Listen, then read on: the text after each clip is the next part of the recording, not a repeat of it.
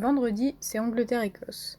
Et en plus d'être un match entre deux nations voisines, en plus d'avoir des airs de David contre Goliath, mais aussi une saveur politique, puisque le Parti national écossais pousse pour un nouveau référendum après le Brexit, Angleterre-Écosse, c'est aussi le remake du premier match international de l'histoire. Direction Glasgow, il y a près de 150 ans, pour voir à quoi a bien pu ressembler cette confrontation. Allez hop, tout le monde dans la DeLorean, c'est parti pour ce 3e épisode de Pionniers du football. On se retrouve donc le 30 novembre 1872 au stade Hamilton Crescent. Habituellement, il accueille des matchs de cricket, mais ce jour-là, la saison est terminée et le West of Scotland Cricket Club, qui est le pensionnaire habituel du stade, accepte de louer le temps d'un match pour 20 livres. Faut bien s'imaginer qu'à l'époque, le football il était pratiqué que par quelques personnes. Sa popularité elle était loin, très loin de ce qu'elle est actuellement. Mais le contexte de ce match, il est assez favorable. 2 ans plus tôt, il y a eu le premier match international de rugby qui a eu lieu entre l'Angleterre et l'Écosse aussi. Ensuite, il s'est déroulé 9 ans après la fondation de la Football Association, donc la fédération anglaise, et 1 an avant la création de la fédération écossaise de foot. On voit que c'est vraiment une période où le foot il se fait de plus en plus présent et il va chercher à s'organiser. Il y a un dernier événement qui a favorisé la tenue de ce match, c'est le fait qu'il y ait déjà eu dans les années précédentes des rencontres entre deux équipes composées uniquement d'Écossais d'un côté et d'Anglais de l'autre. Après, ils jouaient pas pour leur pays, ils vivaient à Londres et ils s'affrontaient sans que le match soit qualifié d'international. Bon, maintenant que le contexte est posé, direction le stade pour assister au match. Dans les tribunes, il y a près de 4000 spectateurs, l'ambiance elle est très bonne, il n'y a aucune tension entre eux. La plupart, ils ont l'habitude de venir regarder du cricket, mais il y a aussi des amateurs de foot.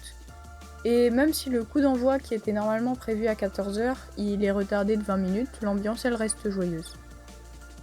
Mais avant que le match ne commence, on va s'intéresser au compo des deux équipes. Et c'est l'heure du premier choc temporel, je vous préviens. L'Angleterre, elle joue en 1-2-7 et l'Écosse en 2-2-6.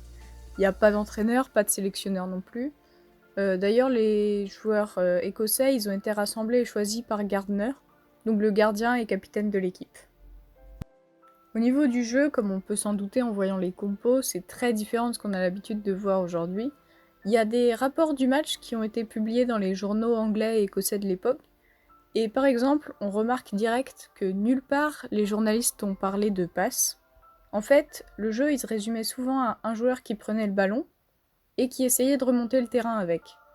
Derrière lui, il y avait ses coéquipiers qui le suivaient pour essayer de récupérer la balle au cas où il la perdrait. Au niveau de l'arbitrage et des règles aussi, c'est très différent.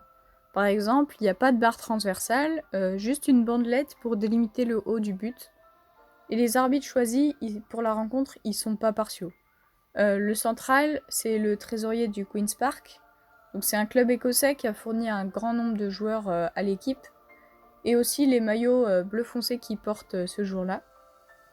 Du côté des assistants, alors qui avaient d'ailleurs à l'époque le même pouvoir de décision que le central, on retrouve le président du Queen's Park et un anglais pour équilibrer un peu. Et donc là, c'est le secrétaire général de la fédération anglaise qui complète le trio. Il y a un truc qui est assez drôle à signaler au niveau des règles de l'époque, c'est le fait qu'il y a eu une mi-temps, mais uniquement parce qu'il n'y avait pas eu de but en première période. Et pendant cette mi-temps, on va voir des changements qui peuvent paraître complètement étranges aujourd'hui. En fait, des deux côtés, le gardien il va échanger son poste avec l'un des attaquants sur la pelouse. Bon, mais du coup, comment ça s'est terminé ce match ? Eh bien, l'histoire aura retenu que le premier match international, il se sera fini sur un 0-0. Faut dire que les conditions de jeu, elles étaient un peu complexes. Le terrain était détrempé après qu'il ait plu pendant 3 jours sur Glasgow. Et d'après les journaux de l'époque, ce score vierge, il est en grande partie dû à Reginald Welch. C'est un défenseur anglais qui se sera montré excellent dans l'art du tacle glissé pendant la rencontre. Et malgré ce score, les joueurs sont longtemps applaudis par le public à la fin de la rencontre. Pour aller avec ça, on peut lire dans le Guardian que le match a été à tous les égards un succès retentissant, car le jeu a été aussi fougueux et agréable qu'on pouvait l'imaginer. L'Angleterre et l'Écosse font définitivement partie des pionniers du foot. En plus de ce premier match international qu'ils ont disputé, ce sont aussi les 2 premières fédérations de foot et les 2 premières sélections nationales. Elles vont d'ailleurs le rester jusqu'en 1879, où elles seront rejointes par le Pays de Galles et l'Irlande. Voilà, on espère que le match de vendredi sera un peu plus prolifique en buts, en tout cas. J'espère que la vidéo vous a plu, n'hésitez pas à vous abonner pour ne pas louper les prochains épisodes de Pionniers du foot, et on se retrouve vite, sûrement pour une nouvelle vidéo arbitrage.